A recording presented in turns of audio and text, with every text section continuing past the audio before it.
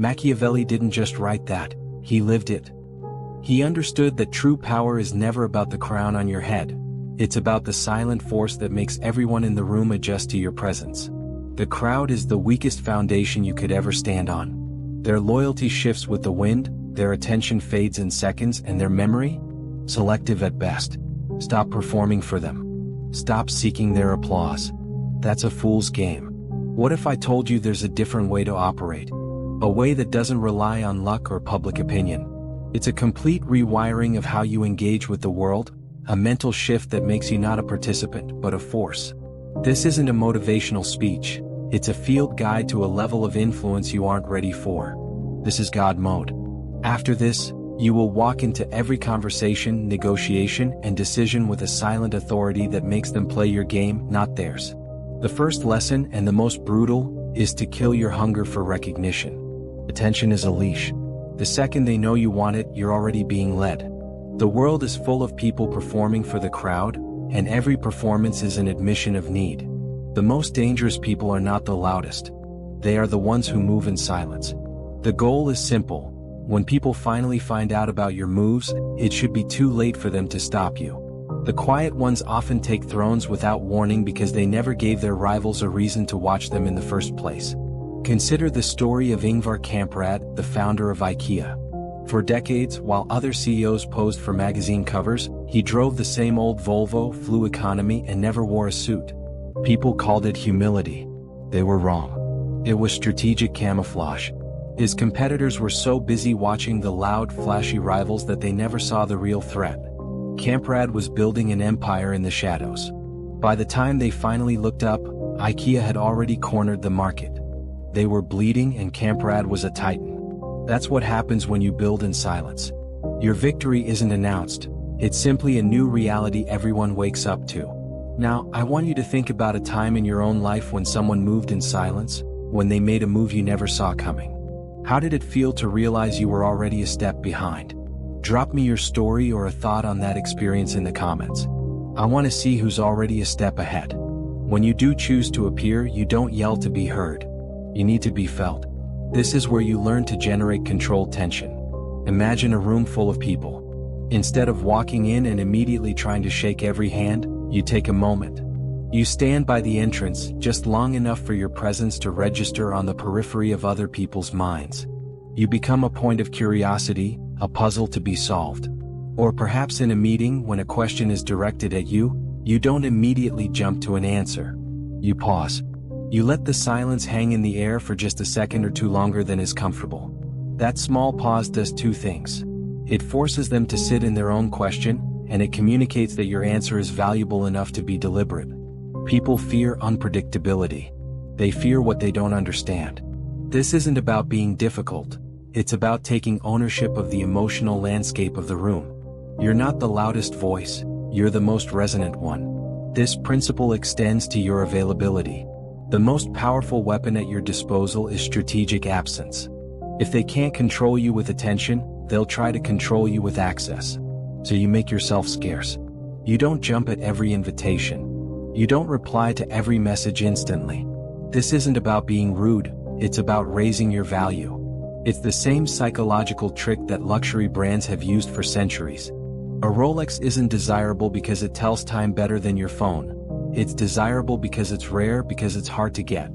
In this new paradigm, you become your own luxury brand.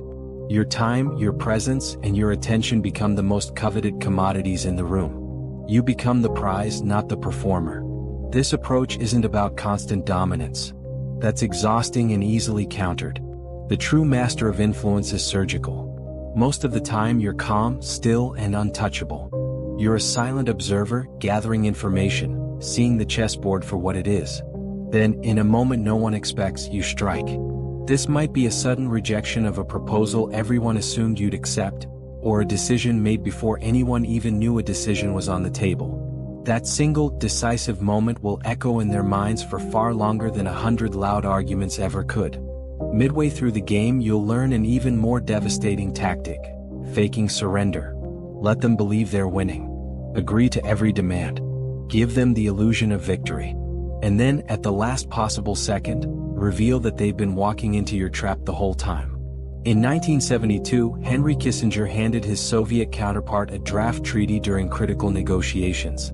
It was full of small, seemingly harmless concessions. The Soviets, thinking they had scored a huge win, signed it quickly and celebrated. What they didn't see was the subtle fine print that gave the US leverage for decades to come. They thought they had won the battle. America had already won the war. This is the difference between playing to win and playing to own the game itself. The single most dangerous move in your arsenal is controlled chaos. Stability makes people relax. It makes them predictable. Every so often you must break your own pattern. Not randomly but with surgical precision. When you take away that stability, you own their tempo. And when you own their tempo, you own the outcome. I'll never forget the story of Steve Jobs returning to Apple in the late 90s.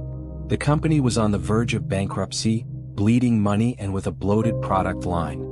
At a pivotal board meeting, investors expected him to beg for more funding, to lay out a desperate, last-ditch plan. Instead, he calmly announced that Apple would cut 70% of its product line, killing projects that people had worked on for years. The room went silent. It was a move so audacious, so unpredictable, that it shattered everyone's expectations. That single act of controlled chaos didn't just save the company. It shifted Apple from desperation to laser focus, paving the way for the trillion-dollar empire you know today. He didn't ask for permission. He changed the entire field of play. And here is the hardest truth, the unspoken rule of all this. Never explain your moves. The moment you do, you hand them the map. And when they have the map, you become predictable. Without context, they live in uncertainty. Uncertainty breeds anxiety, and anxiety makes people easier to guide. You stop being someone they can figure out, and start becoming the quiet force they can't stop thinking about. When you go deep enough into this, you stop caring about winning arguments. Let them think they've won. While they're celebrating, they're still playing inside the frame you built for them.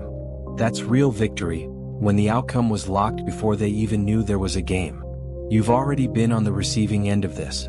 At work, in relationships, in politics. You just didn't see it happening. Now you will. And when you start using this approach, you'll notice something strange. The rooms you walk into will feel different.